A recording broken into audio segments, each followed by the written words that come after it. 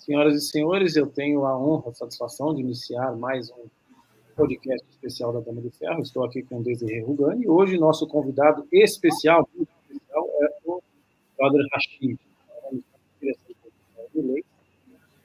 Depois, após a entrevista ser realizada, nós faremos a tradução e vamos fazer o upload nas nossas plataformas, no YouTube e no Twitter. Tanto o upload da entrevista completa, quanto o upload dos cortes com os melhores momentos, né, os momentos mais destacados, aqueles temas, digamos assim, mais polêmicos, né, os famosos cortes que vocês vão por aí. Bom, então, a partir de agora, nós conduziremos a entrevista em inglês, em conjunto com a Desirée e com o Brother Rachid. Brother Rachid, it is our pleasure, our honor to have you here on our podcast. I'm going to introduce yourself, ask you to introduce yourself. You are known as Brother Rachid, a Moroccan former Muslim, converted to Christianity. Today, you're a critic of Islam, and you weekly a live call-in show on Al Hayat TV. So it is, as I said, a great pleasure to have you here. Thank you, Brother Daniel, and thank you, Desiree, and thank you all of you for having me. It's the pleasure is mine, and I'm honored to be here to share like my story, to share what the Lord has done through me and through others. And yes, as you said, I was born and raised in Morocco as a Muslim. And it has been a long journey, and now I introduce a show, or I present a show on different platforms, on social media, also on satellite, since 2006.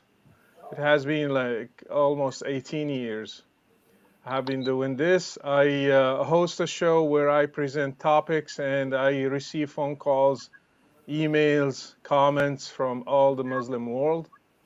My goal is to uh, spread the love of Christ and also to break certain narratives, certain stories that propagate hatred in the Middle East, in the Muslim world, especially towards Christians and Jews.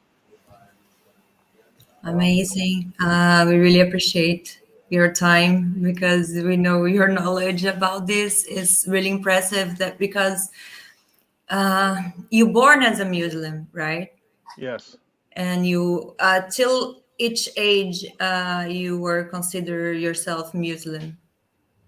Well, let me start from giving some background there because Perfect. Morocco is not like other Middle Eastern countries. The Christians were wiped out in the 7th century or the 8th century, around that time when Islam invaded North Africa.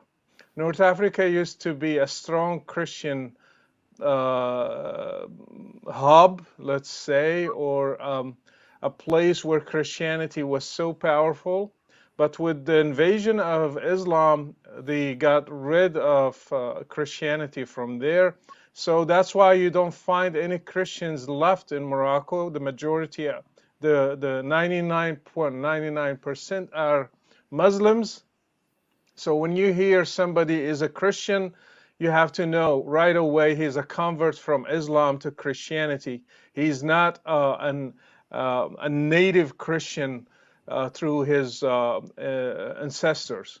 So when I was born, my dad was the imam of the mosque, local mosque. It's a small village, and he raised me to be like him, to follow his steps. And then at age of 12, because the village is small, I had to move to Casablanca. Casablanca is a big city. At that time, there were, I think, 5 millions or something around that. Now it's more than double of that number. And when you go from a small village to a big city, I had some extra time to spend. And just to make the story short, one night I was listening to a radio program that presented the gospel, the story of Jesus. The story of Jesus, according to the gospel, is different from the story of Jesus in the Quran. Muslims believe in Jesus, but they believe in him differently. They believe that Jesus is not divine, he's not God incarnated in the flesh. And they believe he was born from a Virgin Mary, but he is only a prophet who did miracles, but he didn't die on the cross. The Jews just crucified somebody who looks like him. God rescued the true Jesus through a miracle, and he took him to heaven. And Oh, he's going to return one day, and he's a Muslim. He's going to rule with Islam, and he's going to break the cross, and he's going to be against Christians. That's the main narrative about Christianity and Islam. So when I heard the gospel, I heard the opposite. I heard many things that contradict my faith as a Muslim. For example, I heard he is God himself. That's blasphemy for Muslims. And I heard he was crucified on the cross. That's also like a blasphemy for Muslims. And I tried to respond to that. And when I responded, that led me to 4 years of correspondence courses with that station.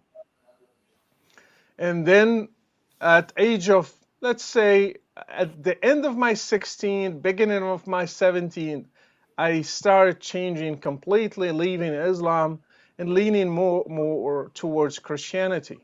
I can't tell the day exactly when I made the decision, but it's around that time that I sent a letter to those friends overseas, and I told them that I think I'm a Christian. And that's how the transition started. So they connected me to some local Moroccan Christians who are like me, converted from Islam to Christianity. And I started meeting with them, and that's the beginning of another journey. Wow, that's remarkable. I didn't actually, mention I didn't mention before um, going live, but I just came back from Morocco. I was in Morocco. I came back from Morocco, I think, on January the 7th. I Oh, spent wow. yeah, What did you visit? What cities did you visit? I visit. I actually proposed to my. She was my girlfriend. Now she's my fiance. So in Oh, Morocco. nice. Congratulations. Thank you. In the Sahara Desert, we went to Casablanca, to Rabat, to Fez, to the desert, Marrakesh. Marrakesh, Ah. Bouazat was Oh, like where's the that? Nice. was the movie theaters, the Oh yeah, cinema, it's the Hollywood of Africa, we call Hollywood, it. exactly the movie industry. So That's, so I mean, it's a beautiful country. It's a beautiful country. So it much. is. It is. And what I was going to say is that before going to Morocco, I did not. I had no idea how Morocco was. So I mean, in my understanding, is that there are some differences between, for example, Morocco and Saudi Arabia. Obviously, True. as you said, Morocco is a Muslim country, Yeah. but I mean, despite being a Muslim country, I did not feel. I did not. I mean, you can say obviously better than I can say because I only spent 10 days, and I'm a Christian. But I only spent 10 days in Morocco, but I did not feel any hatred Yeah. towards myself or Yeah. towards my fiance. So I would like to know if Morocco is it's a peaceful country and people would I mean they get along despite regardless of the religion. I mean regardless of being Jewish, being Muslims, being Christians, or if that's I mean that's what I saw just because I'm a tourist, and in reality it's like Saudi Arabia and Yemen and all these Yeah. countries in the Middle East where in my understanding things are just much more strict. Yeah. Well, first of all, so many things you said are true about Morocco. Morocco is not like Saudi Arabia or like Iran or Yemen. Hmm. So because we are closer to Europe, so our interactions with Europeans made the country a little bit more open. Okay. That's one thing we have to say. Also, I have to mention that Moroccans are very welcoming people. They are warm. They are like Brazilians. They open their homes, their hearts, and they are easy to get along with. and their hospitality is amazing. They will just invite you to tea, whatever they have. It's just amazing. But there are layers to every society. Um, um, w- for example, you are a tourist, everybody will treat you very well. And also Morocco relies on tourism. But and I have to say this, many Moroccans, they are just practicing Islam as a tradition. They are not so well and they are not so well doctrinated with Islam. Let me say this: they cherry pick like Christians, like other people. They, for example, they can do the hijab sometimes. Some girls they will not. They will go to Friday mosques or to the mosque on Fridays, or they will not. In Ramadan, everybody is fasting, but also we have bars and we have discos and we have all that. So it's kind of, you can find everything. If you want to, if you want to find Afghanistan, there are parts of Morocco where you can find something similar to Afghanistan.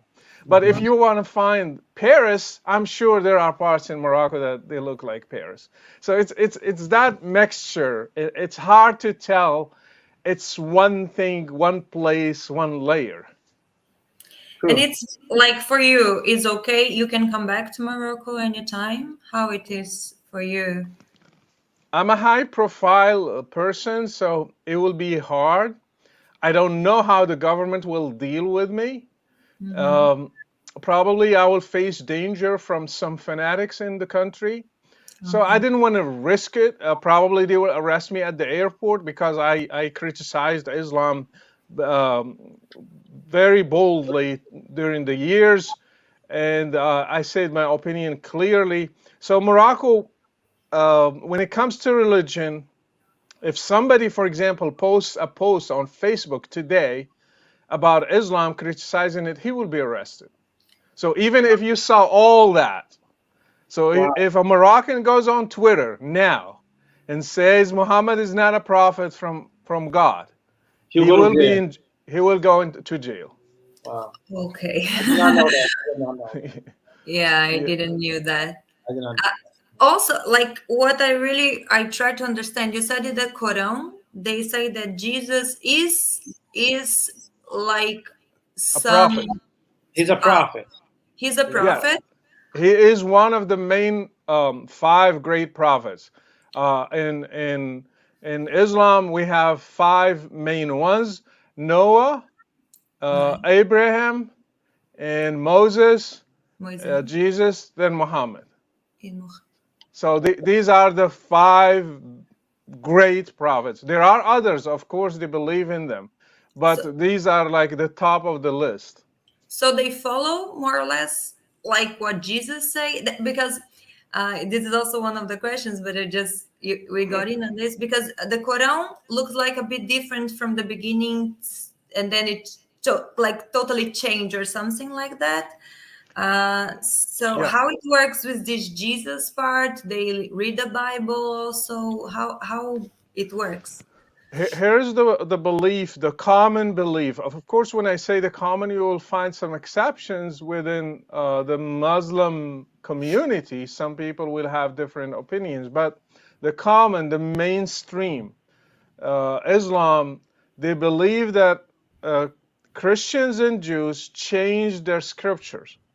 They corrupted their Bible, and that Islam came as the last thing to give the final version of God's word and the one that will never change. For some reason, God allowed Christians and Jews to change his word. So now the Bible that you have is not really the word of God for them. So that's why they don't read it, and actually sometimes they are not allowed to read it. And they are advised to not to. But their God is not the same God as the Christians, as I understand, right? They don't consider the same God or something like that. It's very hard question. Okay. The name Allah has there is a debate about that.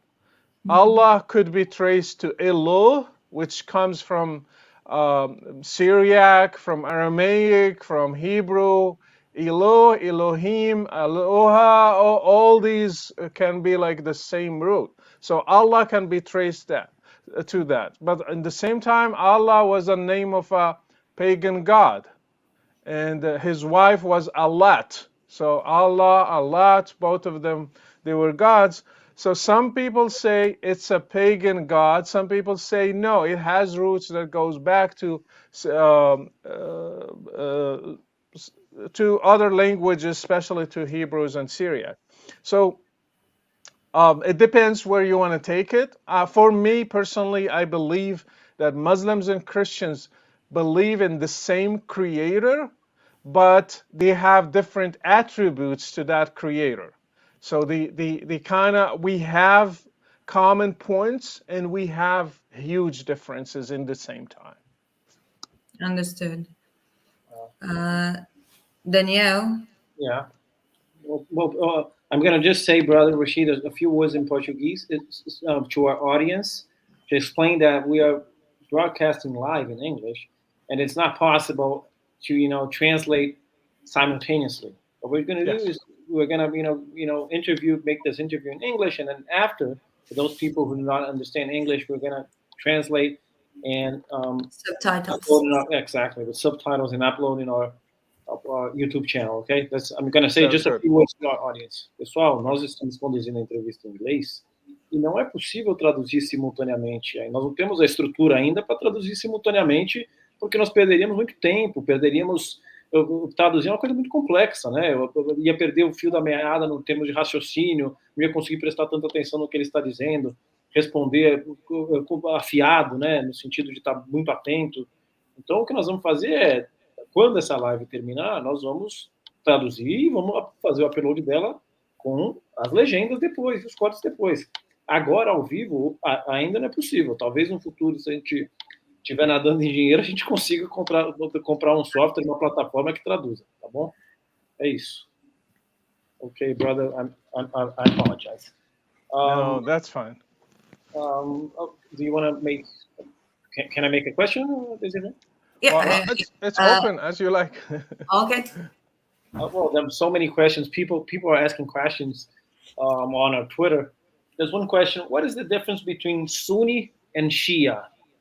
That's a very good question. Let's start from when Muhammad died. There was a question: who's going to be his successor? Who's going to take after him? So there were two groups. One group contains his wife, Aisha, the youngest one. He had many wives, by the way. So one of them is the main strongest wife, was very young when he died. So Aisha and her father, which he was a companion of Muhammad, one of his closest ones, and another guy, his name is Omar, other people with them as well. So let's say Muhammad, the wife of Muhammad and his main friends. That's one group. The second group is his family, especially his son-in-law, but also his cousin, Ali. So, and others, his uncle as well. So let's call them the family, the closest family of Muhammad. The closest family thought, we are worthy of taking succession after Muhammad. His friends said, no, we will take over. So there was a fight among them. Who is going to follow the path of Muhammad? Sunnah in Arabic means path. Shia means group. Oh, okay. So the Shia are the group of the path. Okay. TH, path. Okay. So it's a way, the way. So when you say Sunni is the way of the companions of Muhammad, okay, their way. When you say Shia is the group of his family. Okay. So they had fights over the years. That started that day and continued. they went to Iraq and they started their own followers, and they had fights among them, and they had like a lot of things happening, actually a lot of blood between them, and it continued until today. So you will find them in Iraq, Iran, other places, but the rest of the world is Sunni. Majority of Muslims are Sunni, are the followers of the companions. The minority, only 10%, are the followers of his family. And of course, you will find also some texts, not the Quran, but other places. Some of them think of them as authority. They can code them as authoritative texts, but others will reject them. And also the people, for example, as a Sunni, I can quote Omar, for example. I can say he said this and this because he has authority after Muhammad. Shiite will say no, he's a killer, he's a murderer because he took over and that wasn't for him, and stuff like that. Even the wife of Muhammad, the Shiite, they curse her. When they mention her name, they curse her. So they don't like her because she took something that doesn't belong to her, and she had a fight with somebody they respect so much, which is Ali. So this is kind of summary, if we want to say that. But from where I understood, I think Hezbollah is I don't really, I think Hamas Shia. is Sunni and Hezbollah is Shia, right? Here's the thing: Hezbollah in Lebanon is a Shia, a Shia group, and Hassan Nasrallah studied in Iraq, the leader. Okay. And Hamas is a Sunni group because they belong to Muslim Brotherhood. The Houthis in Yemen are Shia, but so they hate each other if it comes to them. But when it comes to a common enemy, they become friends. They help each other because the Jews here are the enemy. Yeah. Anyways, I totally understand that, but it's because people would like to say that the Shia are more less extreme type of Muslims. Is that right to say that? Yeah, it's not really always true. Let me formulate it in a different way. Okay. When they are minority, they are peaceful. When they are majority, it becomes it becomes something else. For example, if a Sunni goes to Iran, he will be persecuted. But a Shiite goes to Egypt, he will be persecuted. But the Shiite, when they are minority, they talk peace. Okay. And they read the same book. Both Sunni and Shia, they read the Quran, The right? Quran, yes. They just have different. They just have different interpretations of things, right? Yes, and also it's a fight over authority. Okay. It's a fight over authority. And in which countries are the Shias Iran, Iraq. Okay. And you will find the minority in Syria, minority in Lebanon, also minority in Saudi Arabia. Believe it or not, there is a presence in Saudi Arabia and in Yemen. But the majority, the biggest majority is, you will find them also in Pakistan and also in Afghanistan. But the main big population is in Iran. But the Muslims who live in Europe, France, Germany, all these countries, would you say they belong to the Shias, or to which? They are group? more Sunni. They're more Sunni. Okay. Yeah. More Sunni than Shia. Yeah, Morocco, for example, is Sunni. Algeria is Sunni. Tunisia is Sunni. All of these, yeah. Okay, so the people who migrate, the people from Morocco and Algeria and Egypt, all these countries, Tunisia, who migrate to Italy, France, to Marseille, for example, south of France, a lot of people from South Africa, right? So they're basically Sunni. Yes. We have few questions about the Quran. Yes. Uh, I will make, I think, three of them, and then you can answer, I think, more generally. Let's see. The Quran start very beautiful, and then just talk about killing. Why? And then, what is the worst parts of the Quran, in your opinion? Like, Yeah. what the hardest part? Yeah. And if there is more than one interpretation for the Quran, and if it's clear, or it's clear in it, no, if you have one more than one interpretation, or it's really clear, like Yeah. if you read is exactly what is wrote. Yeah. Very good questions. Uh, Let me start with the first one. You said the Quran starts peaceful and then turns to killing. Yeah, it's Yeah. yeah. Why? The Quran right now, the order, the chronology of the Quran is not what was revealed to Muhammad. Let's just put that revelation. The Quran, when Muhammad was alive, he just sits, for example, his companion asks him about a topic, then he goes into a trance like this. And then after a while, he tells them, the angel just brought a verse or few verses to me, and he recites them. Then his scribes just write them down. Then they put them aside.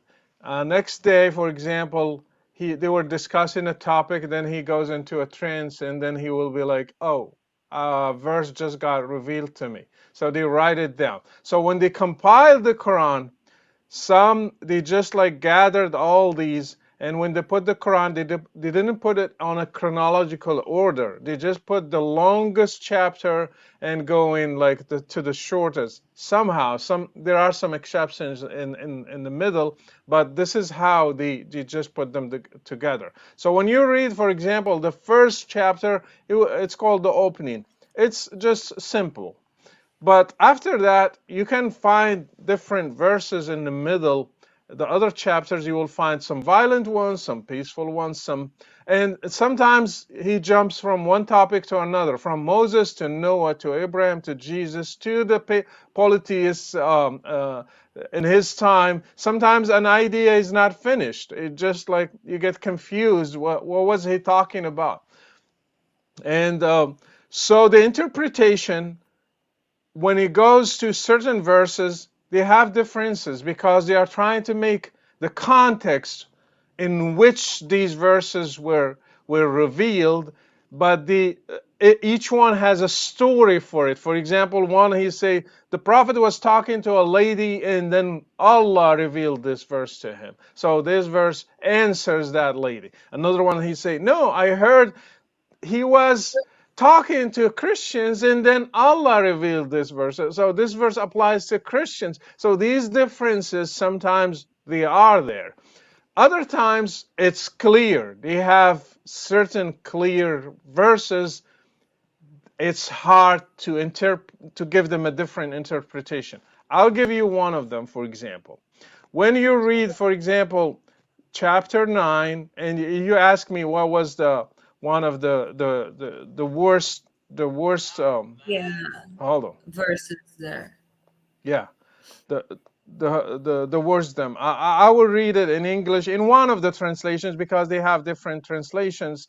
um, for example, 929, and I'm quoting from Sahih International. It's one of the translation. You can find it on Quran.com. It says, fight against those who do not believe in Allah or in the last day, and who do not consider unlawful what Allah and His Messenger had made unlawful, and who do not adopt the religion of truth, which is Islam, from those who were given the scripture, means Christians and Jews, until they give jizya, which is a tax, willingly while they are humbled. So this verse, according to all scholars in Islam, it's an order to Muslims to fight Christians and Jews until either become Muslims or give a tax to Muslims and submit to them. It's hard to give it any other interpretation. And they have no differences about the context of it. So that's why I say some of them are very clear. Another one is also in chapter 9, verse 5, for example, and let me read it also in Sahih International, which is one of the translations of the Quran. It says, except are those, hold on. When the inviolable months or sacred months have passed, then kill the polytheists wherever you find them, and capture them, and besiege them, and sit in a wait for them at every place of ambush. So it's clear about polytheists, you should kill them. They have no options like Christians and Jews to give money and keep their faith. These verses, you cannot, when you hear kill the polytheists wherever you find them, there is no other interpretation. No matter how you spin it, it has only one interpretation. And that's why some of them, I can say, yes, you can have this view or that view. Some of them, there is only one view. And all the Muslims learn all these verses, like all of them, this is what they are raised based on. Yes, let me say this. There are some verses we have to memorize in order to do the prayers, because if we don't memorize them, the prayer is not right, is not accepted by Allah. So you have to memorize them. Each kid has to memorize a certain amount of verses. So you recite them from memory. Not every Muslim know all the verses in the Quran. Okay. Some of them do not know they exist. If you ask, for example, my mom, she will know only the short verses that helped her in her prayers. Grandma, for example, the same thing. They just memorize some very simple verses because of their level of education. They just want something simple so they can recite it and their prayer will be accepted. They don't have to memorize violent verses or non-violent verses. It could be any verse. Even verses that talk about nature or talk about the beauty of Allah, or talking about Moses or another prophet. There are different verses in the Quran. So, but for example, my dad memorized the whole Quran. He knows it by heart. He knows every detail in it. He knows the interpretation. So it depends whom you are talking to. Some Muslims know more than others. Some of them, they don't. And here's the deal. Some Muslims even memorize some verses and they don't know what they mean. Understand. I understand that. Yeah. They just They say just them. memorize it. It's like a magic. I will put my hand on my head. I will say it. It's like abracadabra or whatever. It's just like I say it and that's it. Because I need to say it. They say it out loud, right? They say it out loud, but they don't know exactly what it means. True. I imagine that happens. Yeah. Would you say that Islam is as much a political movement as it is a religion? It's both, because Muhammad was a political leader. Also, he was a warlord, and also he was a religious leader. So that's why Islam cannot separate state from religion. And that's why people, when they think they can apply what happened in Europe into Muslim countries, they are wrong, because Islam was born that way, was born as a state and a religion in the same time. Muhammad was holding both positions. And when you try to separate them, some Muslims see that as a violation of their religion. It annuls the goal of their religion. And for example, I will give you some examples. We are in Morocco, we have a law that was taken from the French law because we were occupied by France. Uh-huh. For example, if somebody steals, we don't cut his hand, we put him in jail. Okay. But the Quran says if somebody steals, you have to cut his hand. Okay. Why Morocco is not applying that? Because the international community will be criticizing Morocco and we will have pressure and we will look down at and nobody want to deal with us and we will look like coming from the 7th century. So they just ignore those verses and apply the French law. But other Muslim countries, they apply the Quran in a situation like that, right? I mean, if someone steals an iPhone, I mean, if I'm in the streets in Riyadh, Saudi Arabia, with my iPhone, and a kid comes over and steals my iPhone, he probably will have his hand cut off, right? Until recently, the answer was yes, but now with Mohammed bin Salman, he's trying to reform the country.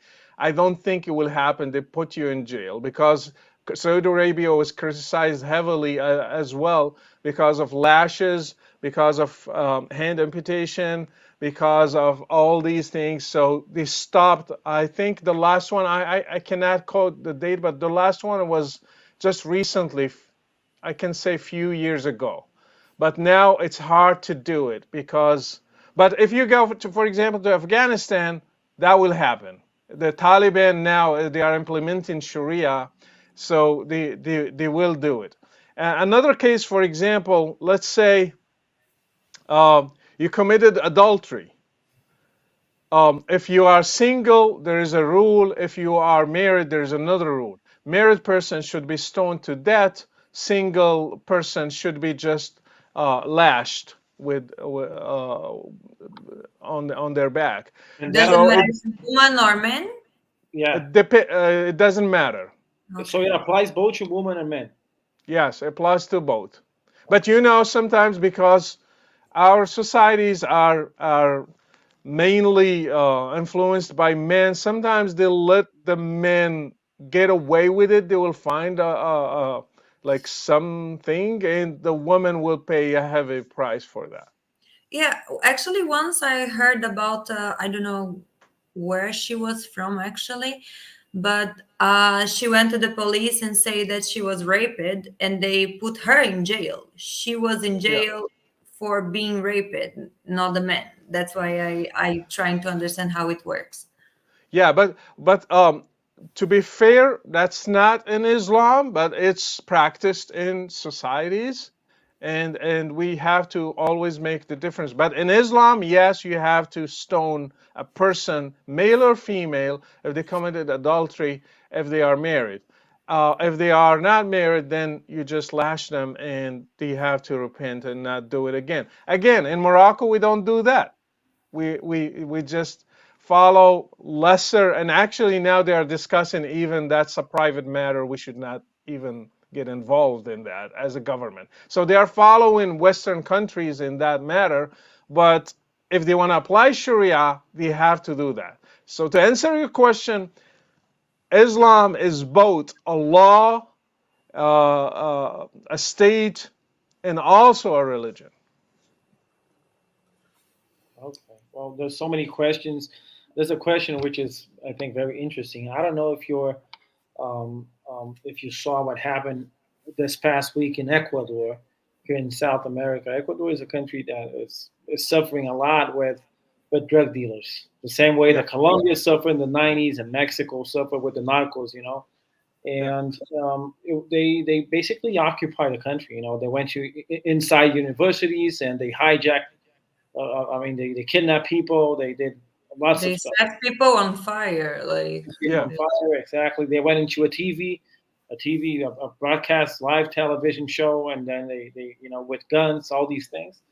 Hmm. Um, would you say that? I mean, are there differences? Any differences between what Hamas and Hezbollah, these groups, they do in the Middle East, and what these guys, the drug dealers, the cartels are doing in countries in South Also, America, if you have any connection about it, like and if there's any connections between these two things.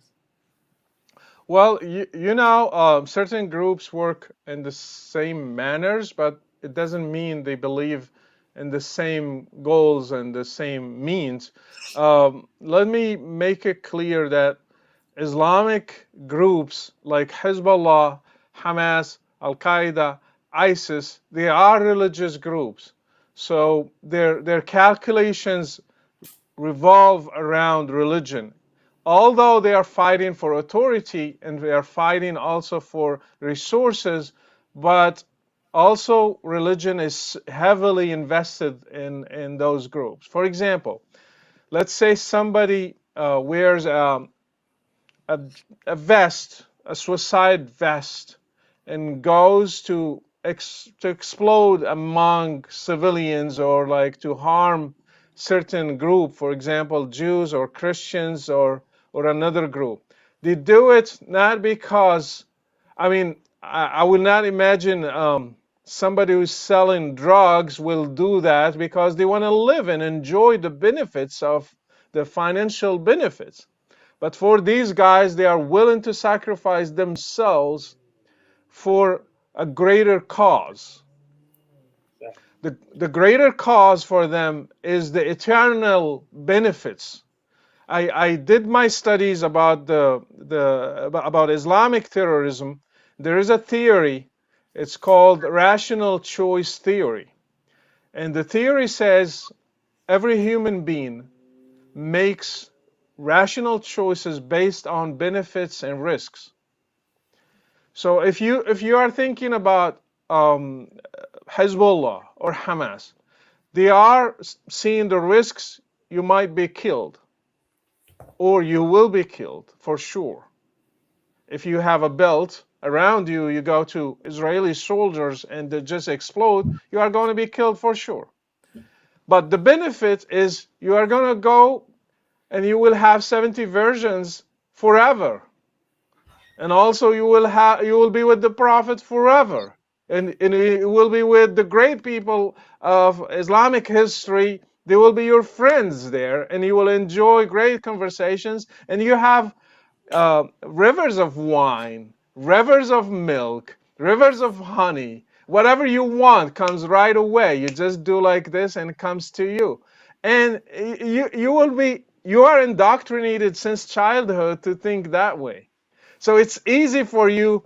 Killing yourself, it will be just a matter of a second, but the benefits are forever. So that's the rationale behind it, and they will kill themselves. I don't think drug dealers think the same way. Which just, probably makes them. Go ahead. Go ahead. I was just going to say that it makes. I would say that it makes them maybe even more dangerous than the drug dealers. I'm not saying that. I mean, they're both horrible. I'm not saying which group is better and which group is is worse. I mean, they're just both horrible. But I would say they're more dangerous because I mean, if they're not driven by money, they're driven by some logic, and something that is not logic. They want to survive. The drug dealers want to survive to spend the money. They don't want to die. Exactly. And the other ones, they just want to destroy as many enemies as they can, even if it takes them to kill themselves along the way. So that's why like the families are not really sad when they die, like they are celebrating, like or because they really think he went like a hero to be in a place with the virgins, and all this is how it is. Yeah, the whole society celebrates death, especially that kind of death, because they call it martyrdom. So you get honor. The society will have honor. The more you have martyrs in the family, the more you get honor from the society. So murders by killing Christians or Jews. Yes, especially in the case of Hamas, by killing the Jews. So the more, let's say a family of so and so, a famous family, but they gave 10 martyrs who killed, let's say, 5 Jewish soldiers or non-soldiers, it doesn't matter. So the society will look at them, hi, these guys, they sacrificed 10 people for our cause, and they killed more Jews than anybody of us, then they get the honor, they we respect them. And that's why when you have that cycle, it's hard to break it. And when Israel now saying they are fighting Hamas, there is a mechanism behind producing terrorism. If we don't break that cycle, it's never going to end. Even if you kill 20,000 fighters now, the coming generation will follow the same path. Because they learn since they're kids. I saw many summer camps that they teach the kids. I just want to understand, is only Jews or like Christians also? How it works? It depends the region. For example, ISIS in Iraq, they didn't have Jews around them. So they attacked Christians in Mosul, for example. They were a little bit more merciful, that irony, because they just told them to leave, like Okay. just leave Mosul.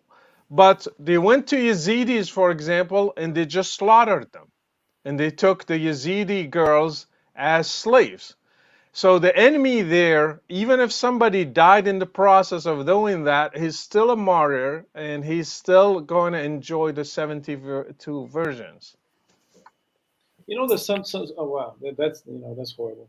There's something that I don't see any logic, is that often in South America and the United States, and I would say also, I don't know if it happens as much as it happens in the United States and in South America, but also in Europe, a lot of people who consider themselves, I would say, who have a way of seeing things leaning more towards the left side of Yeah. politics, who should, Yeah. in theory, these people are like more pro gay marriage and pro, all these ideas. Mm. How can someone who is pro gay marriage be on the side of the radical Islam? Do you see this the same thing happening in some cities in Europe? I see now Yeah. between what's happening with Hamas. I saw in London, I saw in Berlin, I saw in many cities in the United States, students in university campus. They were like, "Oh my God, we're pro Hamas. How can you be pro Hamas? I mean, if you're gay, you cannot be pro Hamas, right?" Yeah. Well, because they don't look at it the same way we look at it. They are just looking. The underdog effect is Oh, these guys. They see them as the underdog, so we root for them. It doesn't matter where they are. Even they are right, wrong, will never matter for them. It's just some psychology there. Since there is powerful states against them, like Israel, like America. Let's hate Israel. Let's hate America. Let's side with the underdog. It's like two teams are playing. You just this feeling that comes from you, like let's root for the underdog. Let's make them win. It doesn't matter. But if they dig deep, they will not live one day in yeah, Gaza. They will throw exactly. them from a tall building because that's what Muslim clerics said. The Muslim scholars, they said if somebody committed, um, like if he is a gay or he committed any sexual acts that are not normal, they will consider him as guilty and they will throw him from a tall building. They will kill him Exactly. that way. The gays in the streets of San Francisco who are marching in favor of Hamas, Yeah. the feminists in the streets of Berlin who are marching for Hamas, if they went to Saudi Arabia or to Afghanistan or to Iran or to Iraq, any of these countries, they probably would be killed, right? Or Yeah. at least in jail. So Yeah, my son just joked with me the other day, and he said it's like chicken for KFC. So, exactly. Yeah. It's like chicken for KFC. Exactly. It doesn't make any sense. I understand the underdog effect. Okay, the Yeah, underdog mentality, the mindset. yeah, I mean, yeah, I support the underdog when it comes to soccer. So, for example, if yeah. you know, I mean, Saudi But Arabia against Argentina in the World Cup, yeah, right? Saudi but Arabia, when it comes to matters of truth, it doesn't make any sense. of justice, of principles, we have to think differently. Exactly, we have to think differently. It's not soccer, it's not basketball, it's not sports, right? So it Yeah. doesn't make any sense. Okay. Um, okay, another question here is, wait, There's a question. There's a question of someone who's watching us. He asked your opinion on about Europe hosting so many extremist refugees, and what is the so-called solution, if there's any solution. I really see there is a huge problem happening in Europe and in the West in general. I mean, in America, in Canada, in Australia, I traveled the whole world and I saw with my own eyes how these societies changed. In Paris, I cannot go to certain places. Even there, I will be killed. I can now go Wow. to, yes, I had to have the army protect me several times when I In had Paris. my speaking engagements. Yes, so there are places like Morocco, for example, in Paris. They are like Algeria. There are places in Brussels, for example, you cannot walk there as a pure white European. You will not be able to walk there. You have to avoid those places. And when I heard, I have family members from my extended family who live in different places in Europe, and when I heard them in the past, um, I heard them talking. Sometimes the talk is like this: these are our enemies. So their allegiance is not to the country. This allegiance is to the Islamic Ummah. It's to the big imaginable ummah, the Muslim community, wherever they are. And so we are just taking the benefits from here. We are enjoying the financial economy, you name it, like the money, the benefits for health and everything else. We get their nationality. But when they need us, we stand with the other side. We are not here to benefit the society in any way. I'm not saying, I'm not generalizing. There are good people in every society and every community.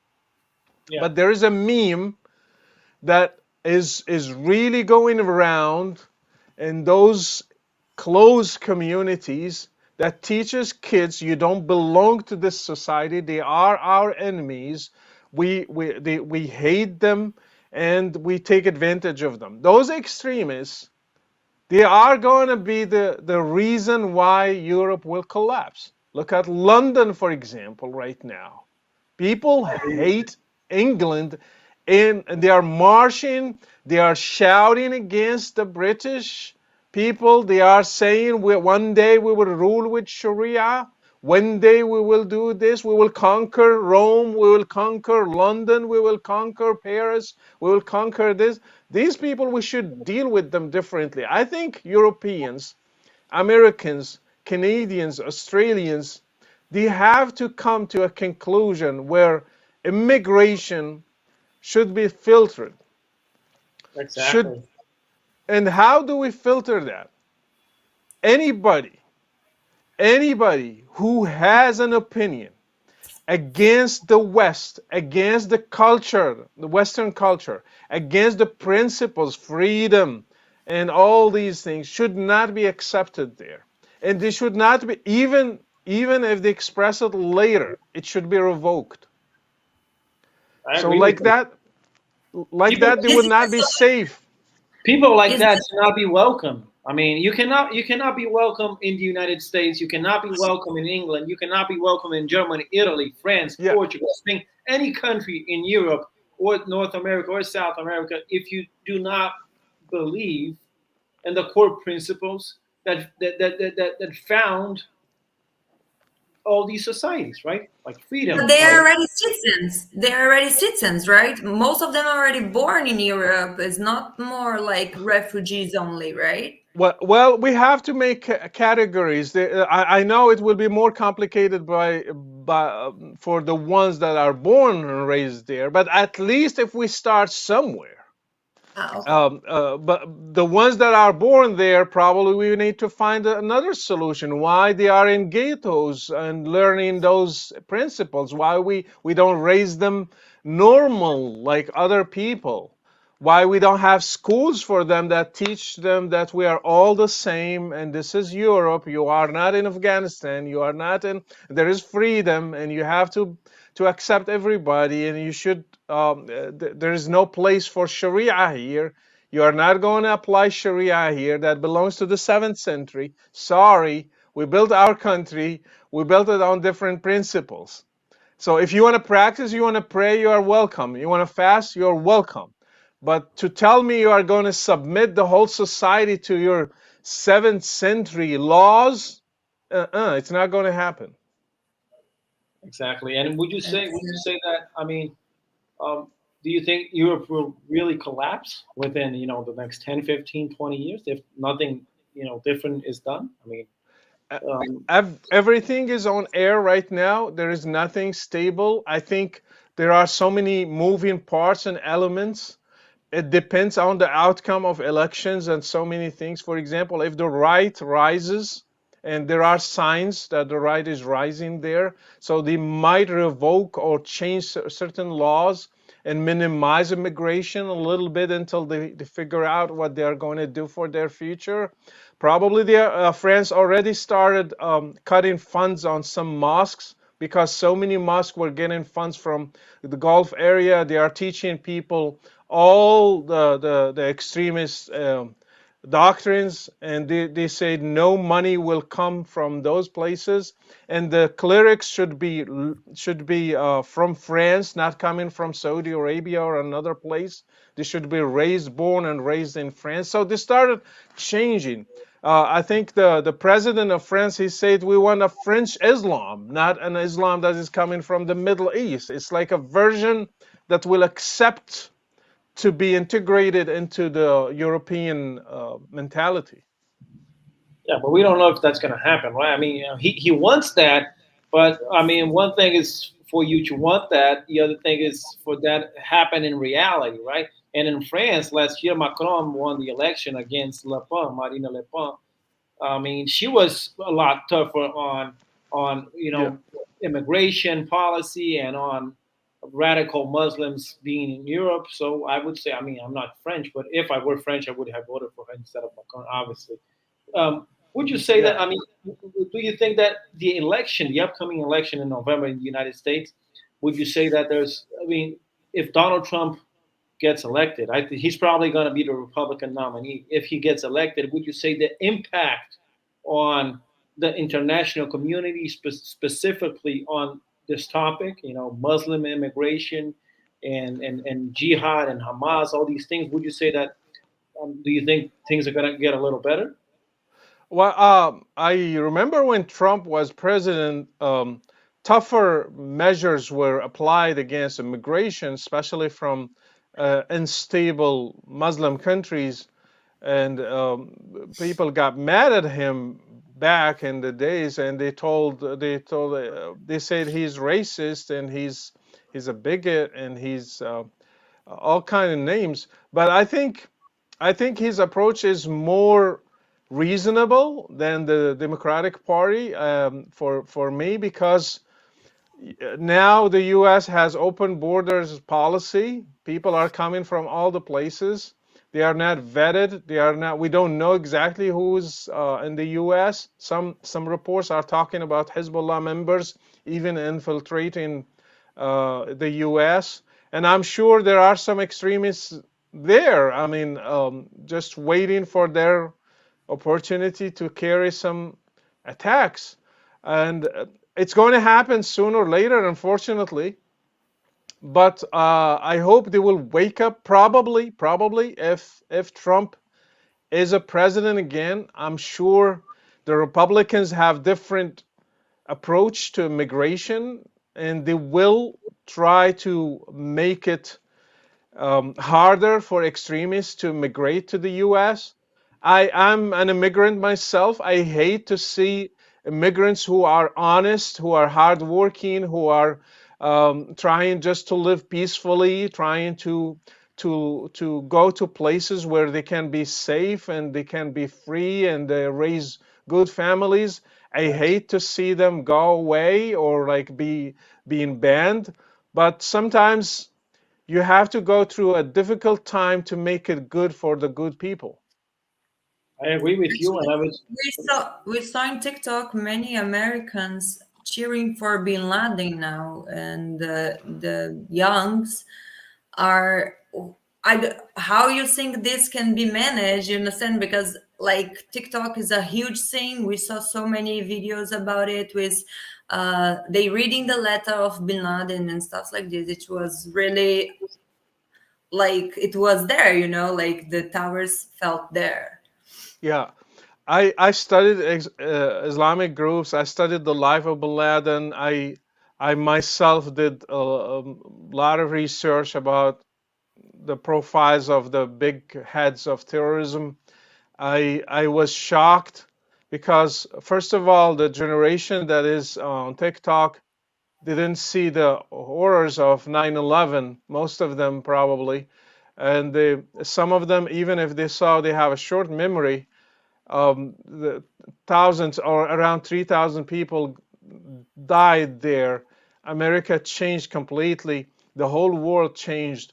Those guys, they don't know who they are cheering for. I think they are cheering for terrorists, and they don't know those guys. If they ruled the world, they will put those who are cheering for them through the same horrors. They are not really freedom fighters. They like blood. They like to see people suffer. They like to see people. They enjoyed, actually, Bin Laden said himself that he was happy and cheering and saying Allahu Akbar when the Twin Towers got hit. So that made him so happy to see Americans die on that day. And I can't imagine a kid is cheering for Bin Laden now, or even a lady. I saw her saying, I got goosebumps when I read the letter of Bin Laden. Well, I mean, yes, you have to have goosebumps, but in the other direction, like you should be Yeah, scared to death yeah. if you see those guys because they hate you, they hate your guts, they hate your country, they hate your principles, they hate everything is America about. They hate the American way of life. They hate the principles upon which the United States was founded, which is freedom, which is Yes. family, which is Jesus Exactly. Christ. All the ideas upon which the United States was founded back then Yeah. in 1776. They Yeah. hate all these ideas. So nothing can be more dumb than someone When from the United they States. repeat from the river to the sea, this is genocide. They are asking, they don't even understand what they're saying. They are asking for an entire country to disappear, to like, oh, these people cannot be here. Like this is the like they just repeat without even put attention what they're saying. They don't know even each river or each sea they're talking about, but they don't care.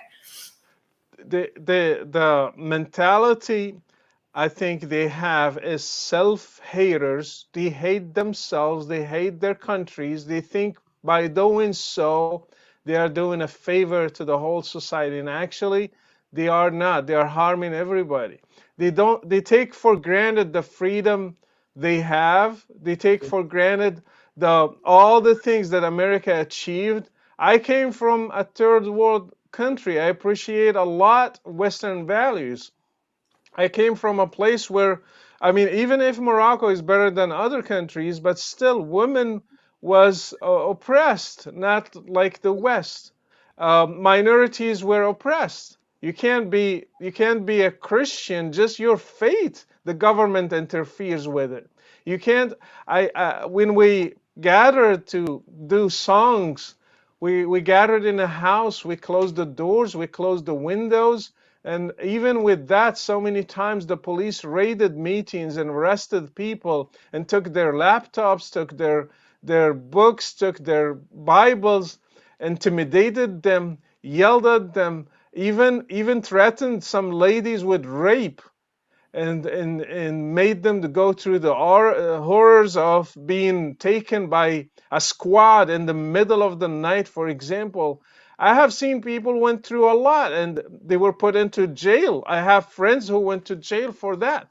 So if you go to the US and you can shout whatever religion you want, you can go at any time to any church you want, and nobody asks you a question. You didn't get that for free. There are other people who paid a huge price to get that. So because they don't know the value of those freedoms, they are willing now to sacrifice them for some fantasy from some utopia that doesn't exist. For some guy, Bin Laden will kill you if you convert to another religion. All these guys, they will not care about your principles. They will not care about your freedoms. There's only one way. It's their way. I saw when the refugees arrived in Europe, many of them was received inside churches because they didn't have where to stay and stuff like this. And then they made the churches take off the crosses because they said it offended them. Yeah. How and the churches did it.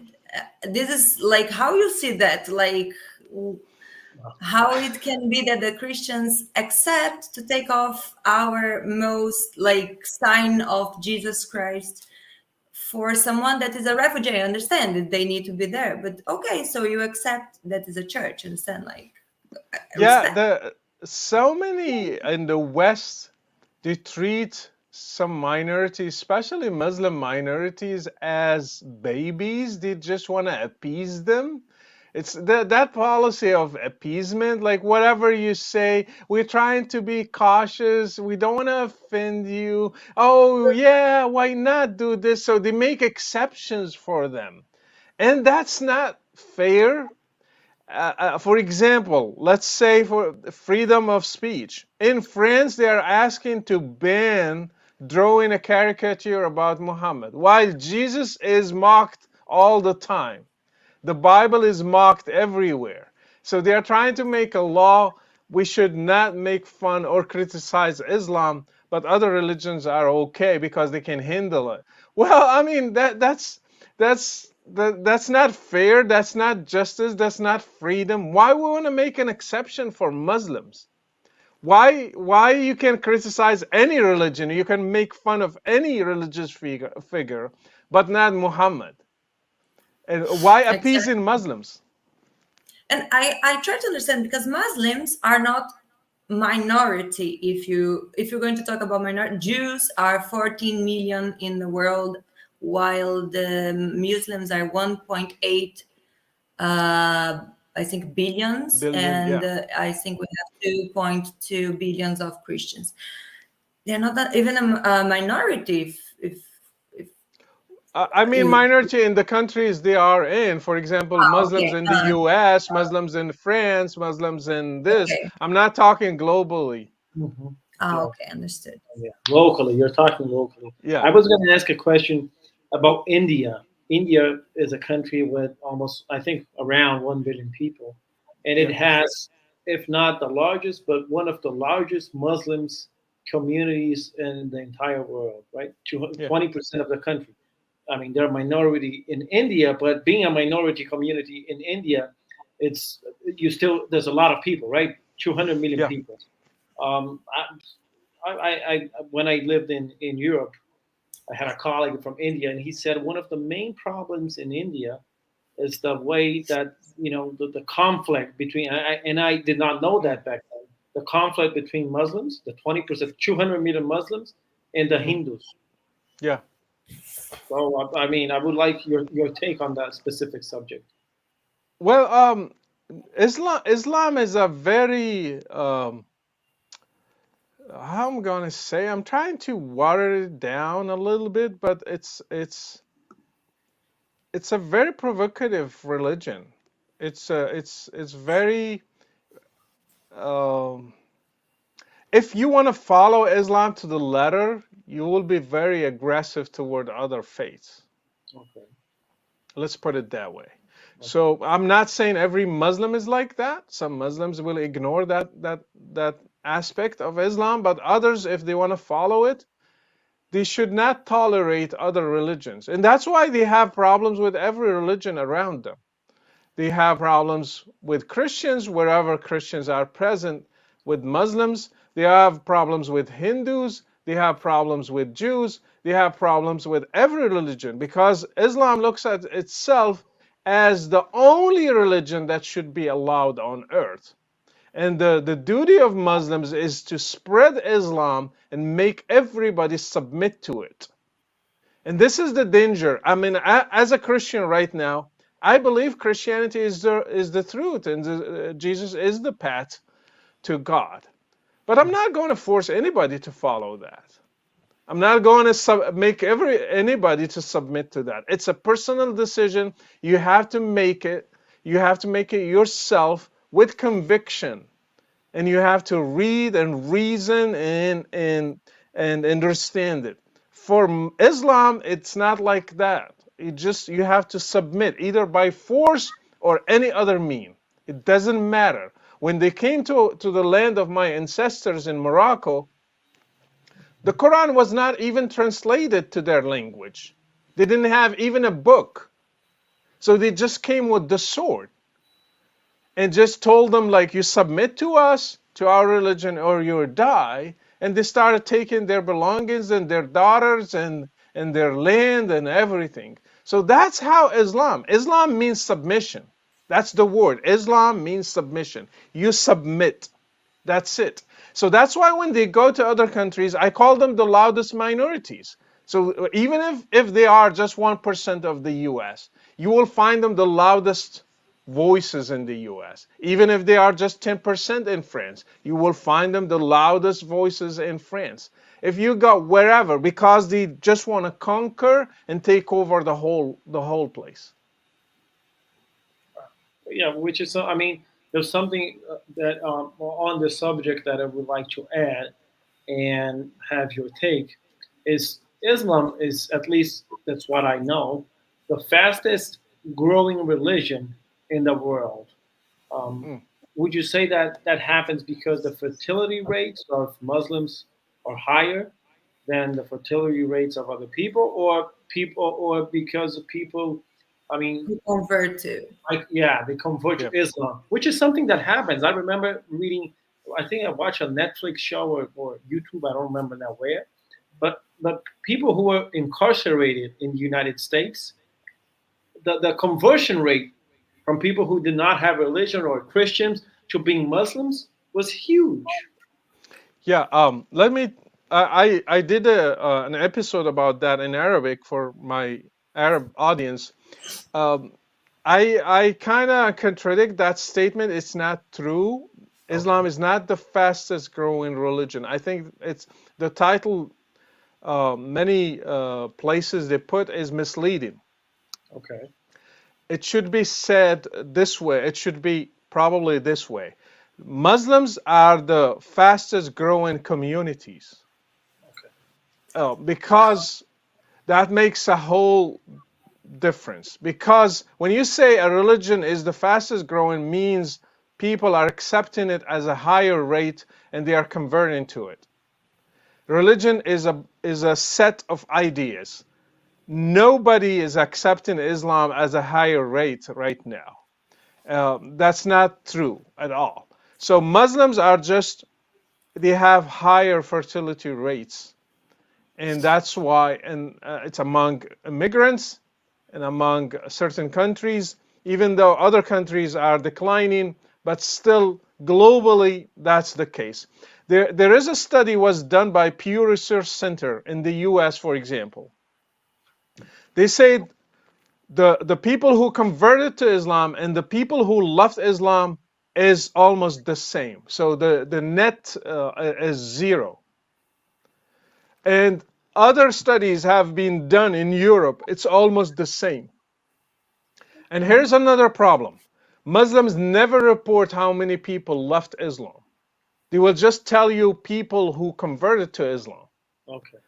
So when, for example, there is a cleric in the U.S., a Muslim cleric. He was talking. He said, according to his center, 75% of those who converted to Islam left it after 1 year.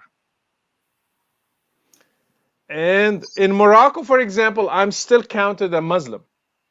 All the Oh, people I know still counted as Muslims. The same thing in Egypt.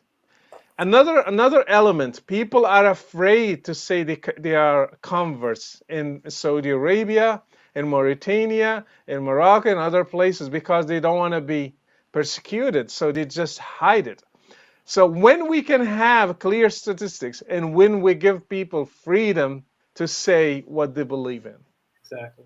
It makes sense. It makes and sense. also, I mean, because they say the translation of the Quran is different, like the Arabic, the original one, Yeah. say a few words that if you see the translations, they change. For example, they say kill in Arabic original Yeah. way, but in English is fight. Is Yeah. it is that right? Yeah, I have a clear example that I usually give to people when I talk about translation. There's one verse in the Quran that says about women, beat them. So you will find the English translation says beat them lightly. So they added lightly to the sentence to make it acceptable or to water it down a little bit so it will not sound Like harsh. more soft, like Yes. is not soft at all, in my opinion, my personal opinion. But yeah, I understand. So beat them lightly.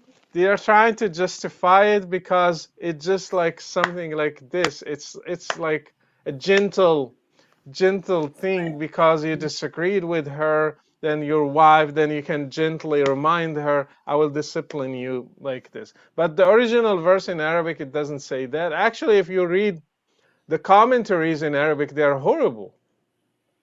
They say, as long as you don't leave a trace and you don't hit the face and you don't break a bone, it's okay to do everything else. And why? Why you can treat a woman like that? What the women's are representing for them? Like not It, like it, a how? Why to be like that? They the, don't the love verse their wife.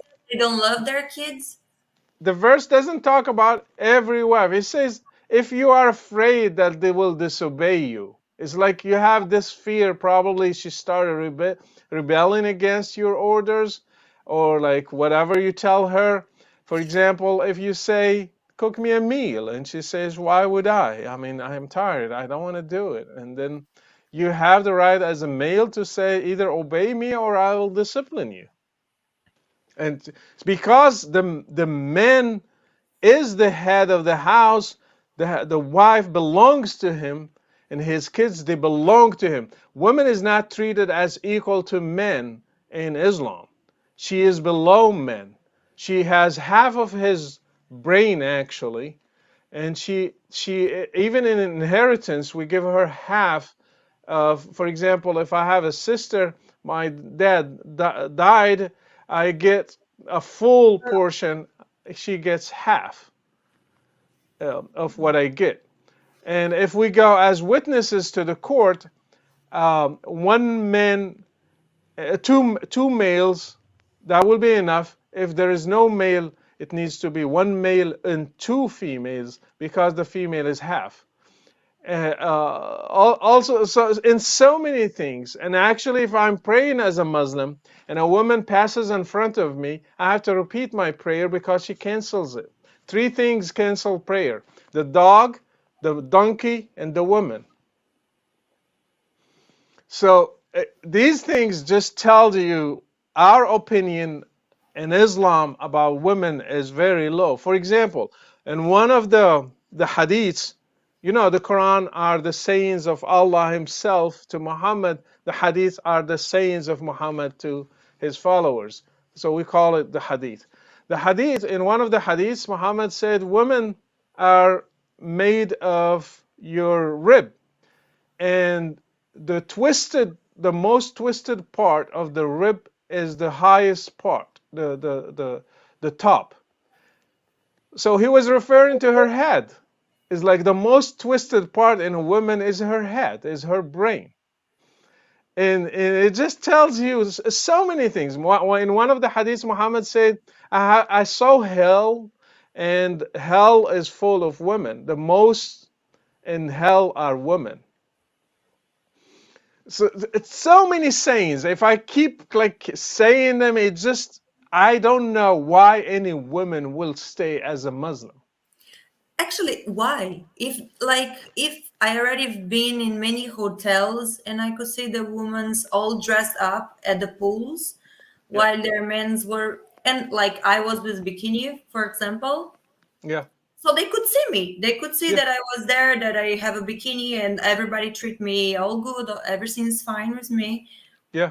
Why they keep, if they can change now that they are in Europe, for example, why they keep like what they want? Because I don't know, women's don't win nothing if they die or if they kill themselves. No.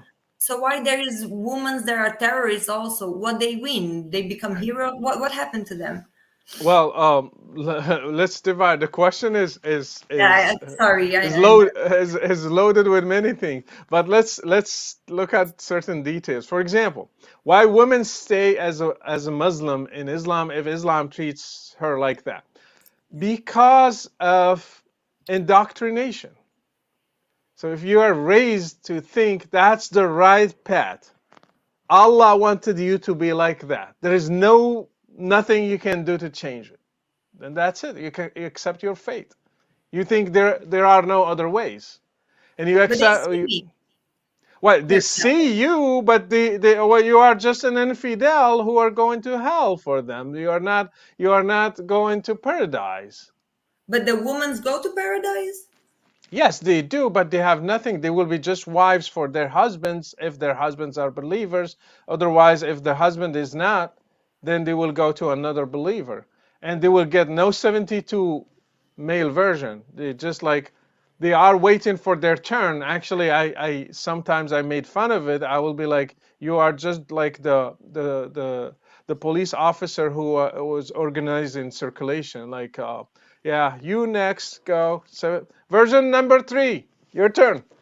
Version number 4, it's your turn. So the lady has no role there, just except waiting for her turn among other versions.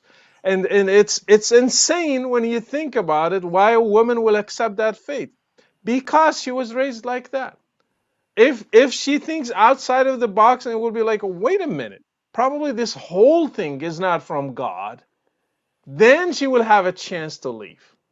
But there is also women that convert to Islam. Yes, for different reasons. I interviewed many. Some Okay. of them, they love the Muslim. Some of them, they were not told the whole truth about Islam. They were told just some nice aspects of Islam. Some Okay. of them confused the Middle Eastern culture with Islam. They say they are so welcoming, their hospitality, they love people, they are well, that's a culture that has nothing to do with Islam. You will find Christians are like that. You will find Yazidis are like that. You will find Druze are like that. Everybody in the Middle East. So Yeah. it's not something that specific to Muslims. But anyway, they confuse the two things, and sometimes you want to experience something new. This utopia.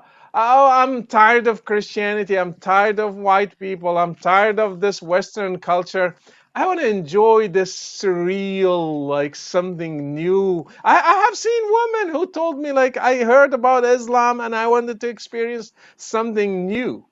And then at the end they found out it's not, it was only in their head, but reality is different. Some of them because they got married to a Muslim, and then he kept pushing until she converted. Okay.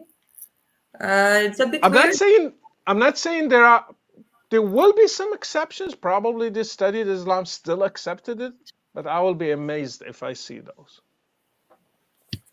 Okay. Okay. I would like to ask a question about Hezbollah, Hamas, and the Muslim Brotherhood. Which are Yeah. the countries? I mean, I would like your opinion on the difference between each of these movements, and what are the countries between that endorse and protect and finance each of these movements. Okay. Let's start with Hezbollah. Hezbollah, you know, he is very active in Lebanon. His headquarters, his leader is in Lebanon. And they have probably activists in other places, but their main stronghold is in Lebanon. Their goal for existing is they call themselves the resistance. They are resisting Israel. So the image they are given is like when Israel ceased to be an occupying force, then there is no need for Hezbollah. That's how they market themselves. Hezbollah is funded by Iran mainly, but I'm sure there are other people who are wealthy and who are helping Hezbollah. But mainly they get their funds from Iran. You will find Hezbollah active also in Syria and some probably in Iraq. Um, I don't know their presence probably in Latin America. Some of them, they are in Latin America in some places. Also, probably they have some presence in Europe and in America. There are networks I saw in the past reports about them in the U.S. and Europe. So this is Hezbollah. Muslim Brotherhood is a Sunni group and it's larger than Hezbollah, and they have their goal is to one day conquer the whole world. But let's start from the Muslim world because they consider those rulers as puppets for Western countries. So we have to remove them and take over, and that's how we will make the whole world submit to us. That's why they tried to remove the Egyptian president before and take over, and they tried to remove. They started in Tunisia and other places, and they say this is how we are going to gain the Muslim world and then go from there. They were Well, heavily funded. Yeah, do you have a question? no, no, They no. were Go on. heavily they were heavily funded by the Gulf countries, especially Qatar and Saudi Arabia invested in them in the past, but now stopped. From Kuwait also. From all these places, they were funded. They get a lot of money, but also they invested a lot in the past in Europe and other places. So they have their own donors who are members of Muslim Brotherhood. Now they are not as powerful as before, but they still get a lot of funds from Qatar. And Turkey as well is helping them big time. Okay. Hamas, it's one of those groups that you can call it an offshoot of Muslim Brotherhood, but it's a Palestinian branch. They have the same mentality that one day they will govern the whole world. They don't.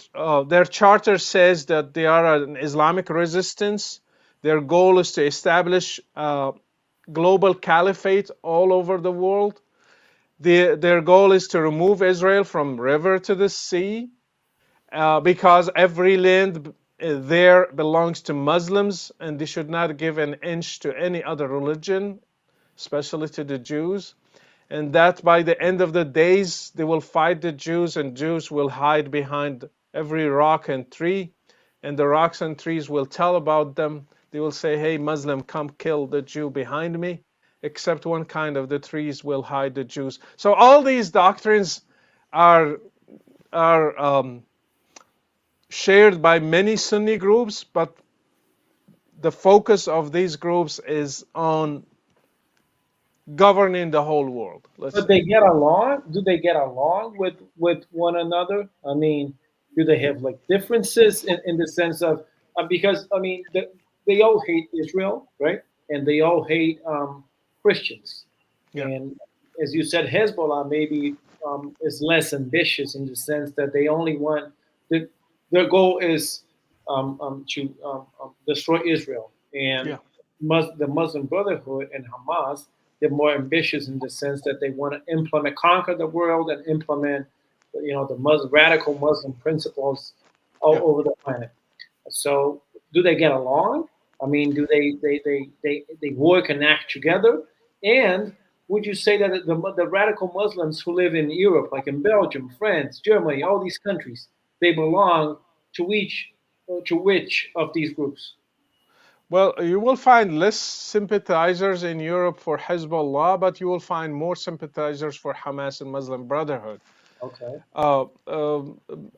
Hezbollah, it's ups and downs. I remember in 2006, for example, when they had a fight with Israel, they became Hassan Nasrallah became one of the icons of Muslims. Even though he is a Shiite Muslim, they will be like, we don't really care about that. We are all Muslims.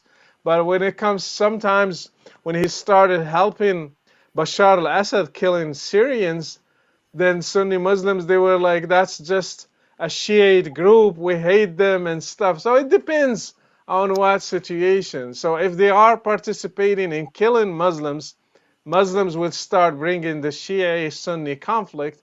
If they are just destroying Israel, then they will say our differences are minor. So it's up and down. I think if Israel moves from the Middle East and Hamas takes over, let's say, that part of the world and become like a country, sooner or later they will start bombing Hezbollah and they will start killing each other.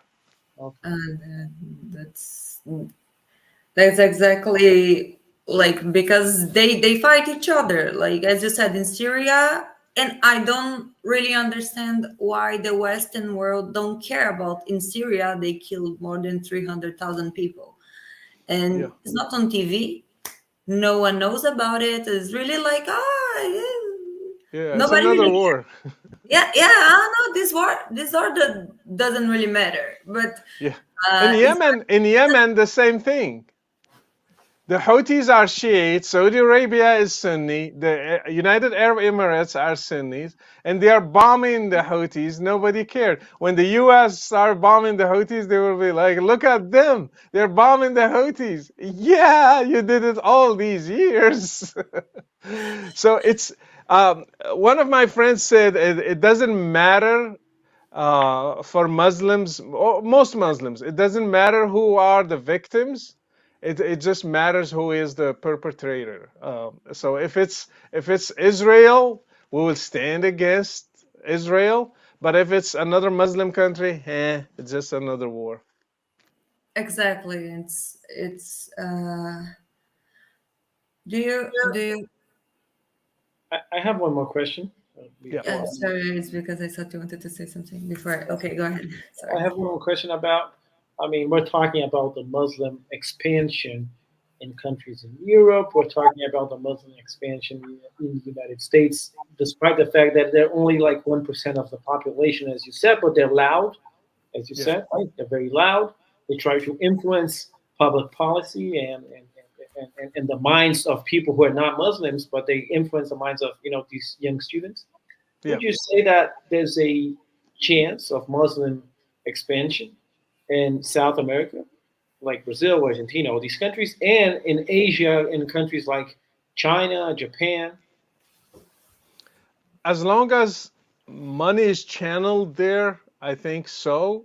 And unfortunately, Qatar is one of the most evil countries in the Muslim world right now. They are Qatar? Qatar, yeah, that Yes. small country, and they are investing heavily in spreading Islam and also spreading some ideologies there, so they can have power and they can manipulate countries. Look at them, for example. They are the ones who arranged negotiations between Taliban and the US. They are the ones who are arranging negotiation between Hamas and Israel in the West. They are the ones who are doing Al Jazeera. Al Jazeera is, I grew up here in Al Jazeera, is 24 hours propaganda for Islamic groups. When the U.S. was fighting Taliban and Al-Qaeda in Afghanistan, they sided with Taliban and with Al-Qaeda. When the U.S. was fighting Saddam Hussein and the Islamic groups in Iraq, Al Jazeera sided with the other party, with Saddam Hussein and with Islamic groups. Now in this war, they are siding with Hamas. Al Jazeera is in Qatar. They're based in Qatar. Who? Al Jazeera. Al Jazeera is funded by Qatar, and the headquarters is in Qatar. In Doha. Okay. Yeah, and I remember Bin Laden. He sent his tapes to Al Jazeera to air them, and they aired them.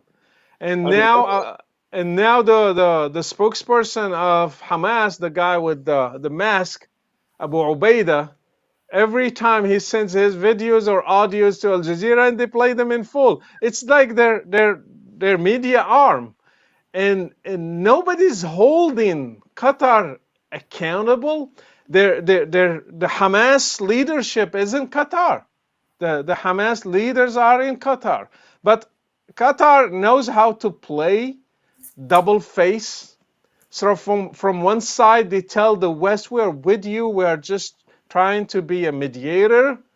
But in the same time, they have Al Jazeera that telling the whole world America is evil, Israel is evil, the West is evil, and we have to fight the West. So this double standard, people will not understand. I understand it. I came from there. I think Al Jazeera did more damage to the West than Hamas and Al Qaeda did. Wow. And it's a bold statement. It is. I can tell you. It makes sense because they influence people, right? Yes. They generations. Yeah, exactly.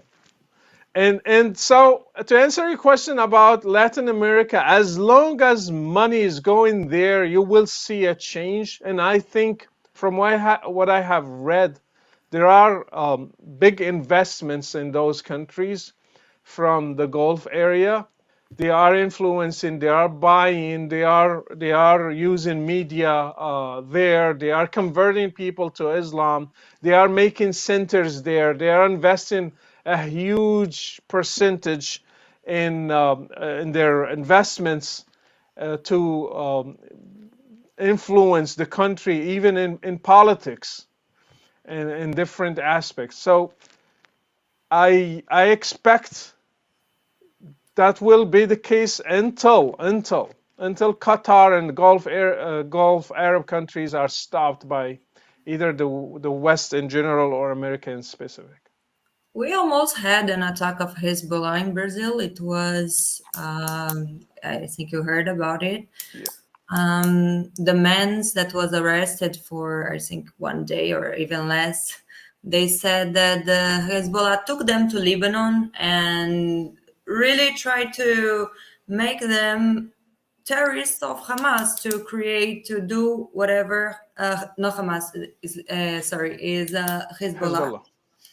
And from where I heard, they're already all free to go.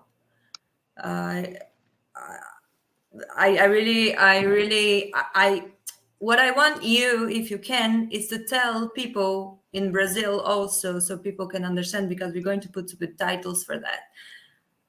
This is a dangerous situation. It's not a joking situation, right? Like, it's not something that you can expect or manage easily, right? It can grow and grow. The influence of these groups, nobody knows it except those who suffered from them. These groups, when they invest in a place and they try to infiltrate and take over and create their cells, they are not there for fun. They are there to control every aspect, to act when they are asked to. So you never know or can guess the volume of things that will happen or the magnitude of them. Look at, for example, 9/11. Nobody expected it before it happened.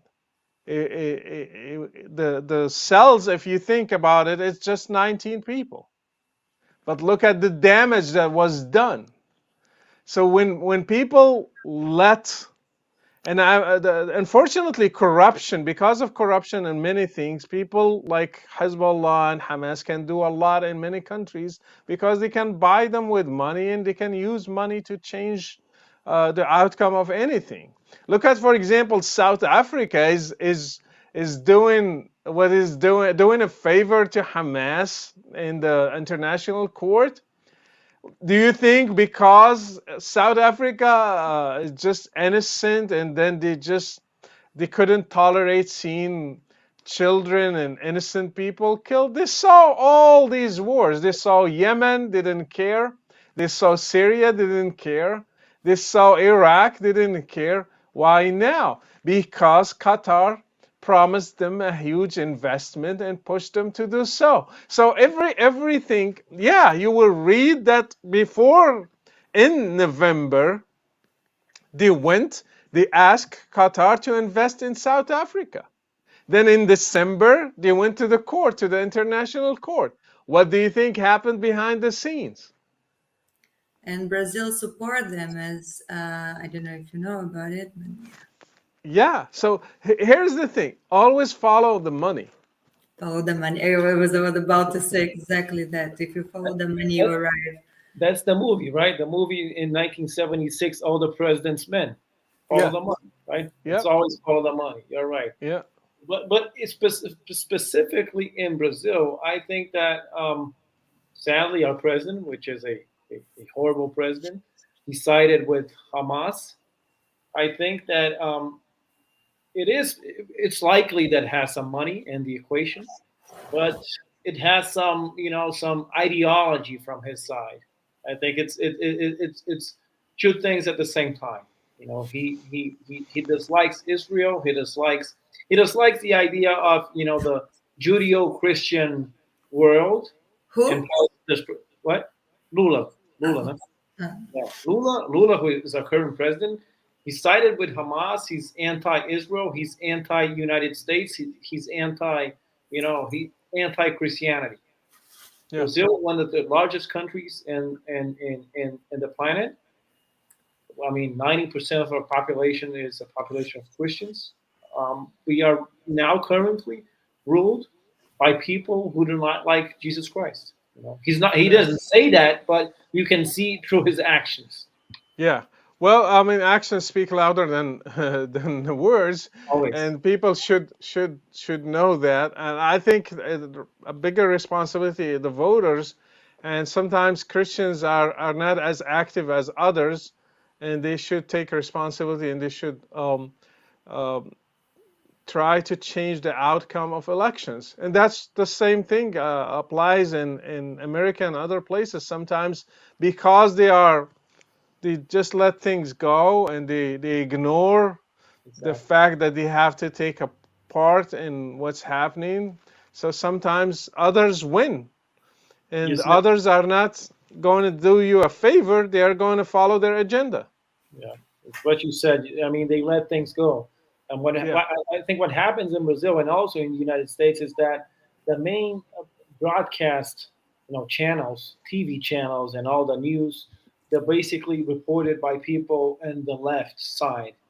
That's CNN, yeah, MSNBC. yeah, All these podcasts, all these TV shows in the U.S. and the exact same thing happens in Brazil. All the TV yeah, shows, all the podcasts, all the TV show hosts, they're all yeah, on the left.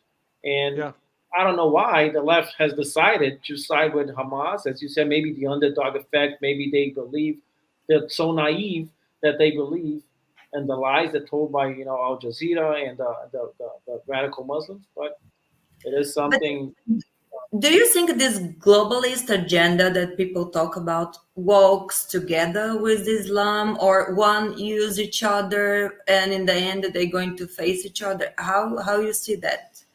It's a good. I think now it's the movement is forming, like people try, minorities try to side with each other against the most powerful. They think by siding each other and they ignoring their differences they are going to win. But at the end of the day they are going to, sooner or later they will have clashes among them. because you cannot. Those are not one worldview. So you cannot believe in freedom in the same time against freedom. You cannot be a gay and also in the same time believe in Sharia. Exactly. It's one or another. They are exclusively. They are not. They are not friends at the end of the day. So I saw it, for example, with the Democratic Party, always like try to include Muslims and stuff. And in the recent war against Hamas, they had Rashida Tlaib and Ilhan Omar, Yeah. and they stood against their own party. And I was not surprised. They always hated Israel, while the Democratic Party claiming they love Israel. But you cannot have both. You You cannot. have to choose. So the That's right. same thing will happen. They will collapse over time. They will collapse. I agree with you. Elon Musk agrees with you. He went to the Joe Rogan podcast, I think, a month ago, maybe a month and a half ago, and he said something like that, in the sense that I remember in the beginning on the 2021 Olympics in Tokyo, there were some people who were defending the thesis that, advocating in favor of the thesis that um, transsexuals should Yeah, compete on women's sports. And yeah, then women, when they saw women, that, oh my God, we have to accept the transsexuals and all these things. They were like, no, I mean, if you compete with us, it's gonna be so unfair because yeah, I mean, you cannot identify as a woman, but in terms of biology, you're a man. You have the, yeah, the height of a man, the muscles of a man, the power of a man, the strength of a man. I yeah, mean, everything is a man. So they could. I mean, they cried. I mean, there was a disagreement between these groups, yeah. and I think you're right. I think this is going to happen because you can't have both things. I mean, you can't have both ways, both things at the same time. No, It's they are two contradictory exactly, statements or beliefs, and they cannot live together. yeah, it is true. And It is true. so, do you have some more? I think we could No, have yeah, another question, but honestly, Brother Rashid, I would prefer if you want to say something like whatever you want, Brazilians or the Latin America to hear from you. We're going to put everything in Portuguese and Spanish. Like it's millions of people, they need to learn, they need accurate informations. That's why we are here, to give people accurate information from someone like like you, that have all the knowledge, that even born as a Muslim and become a Christian, but and you speak it about that out loud. Yeah. And I really would like for you to say whatever you think it's important. I never visited Brazil, but I would love to one day. I love Brazilians, especially that we have so many things in common between us as Moroccans and Brazilians. Even in the look, some of us look like Brazilians, so it depends. Sometimes we can mistake. I had a Brazilian friend, and always Moroccans they mistake him as a Moroccan. So I and was. I was. I was in Morocco, as I said 2 weeks ago. Some people called me Mohammed on the streets. They said, "Why, you're Moroccan?" They started to talk Arabic with me. I was like, "No, yeah. I know. I look. Maybe I look like a Moroccan, but I'm not." Yeah, and we were I mean since we were kids we were big fans of Brazilian soccer and the Brazilian team. So it's really for me as an honor and brings me joy to speak to a Brazilian audience. And from another thing, because I converted to Christianity and I know Brazil is big about Christ, I feel also there is a common thing between us. The love of Christ it just gather us, and we have to work together wherever we are. Especially with social media, it made the whole world small, so we can work together to walk and work together so we can bring peace and love to this madness in the world. There is a lot of evil working there. There's a lot of evil organizations and people. They are trying to destroy, trying to spread hatred, And as Christians, we are asked by our Lord Jesus Christ to be the salt of the world, to be the light of the world. So we have to do our part. I encourage people not to sit and be just watchers of history. We have to be active in history. That's how Christianity started, and that's how Christianity grew. We need to be active. We need to say our story. Our story is about love, about peace, about change for good, and defending the good principles of Christianity. So I like to encourage every Brazilian who's going to see this show or podcast, wherever they are going to see it, just be an active member. Don't stay silent. The problem of evil, why evil is spread, because good people stay silent most of the time. And we will not let that happen. We will be active, we will speak loud, and we will say what we have to say. So thank you so much for having me. I love you all. And pray for me, Brother Rachid. Just remember it, it's easy. Brother Rachid, just pray for me. And my love to you all. I will actually, I really, really appreciate your time. I saw so much about you on Google and I was like, oh my God. So Thank I you. really, really appreciate because your knowledge, as you said, for like, I really think we should work together, Yeah, all the people that want peace, that want love, that want a world, a better world, to work together because this is our duty, not only as Christians, but of course, because we're Christians, is even more because this is our law is to love God above everything and to love the others like we love ourselves. So I agree. everybody is brothers and sisters. When we say our Father, it means Yep. mine, yours, and yours. We are Yeah. all brothers and sisters. We One are family. all connected. So I really honored to have you. I would love to have another, if you have time or whenever you can, to have you Sure. to other interviews so we can ask more and more. It was really, really, really great. Thank you. Thank you very much. Thank you. God bless you. It was, Brother Rashid. I would like, to add on the kind words that Desiree just said. It was a pleasure for us, and I'm sure that our Brazilian audience will love the interview. So many things that you just taught us that we did not know, and it is so comfortable. I mean, I'm happy that there's a man like you spreading the word of Jesus Thank you. Christ and showing people who do not know what happens, in some Muslim countries and in some parts of the world, but it's actually happening. Someone Yep. who was on the inside, Yep. someone who knows what he's saying. Jesus says in the Bible, right? I'm the way, the truth, and the life. And Yep. that's the principles. That's the idea upon which I try to live my life, and I know you both feel the same way. So it will be a pleasure for us, and it was a pleasure. It was an honor, and it will be a Thank much you. more. It will be an honor if you can come back to a podcast in a different occasion. I would love to. Thank you so much. I would love to. It would be an honor to come every time. Thank you. Thank Thank you you. very, Thank you very so much. much. Bye, guys. God Bye. bless you. Bye. Bye. Thank you both. Thank Tchau, you todo all. mundo. Obrigada Thank pela you. audiência. Tchau. Obrigado. Tchau, tchau, pessoal. Bye. Bye, bye. Finish it.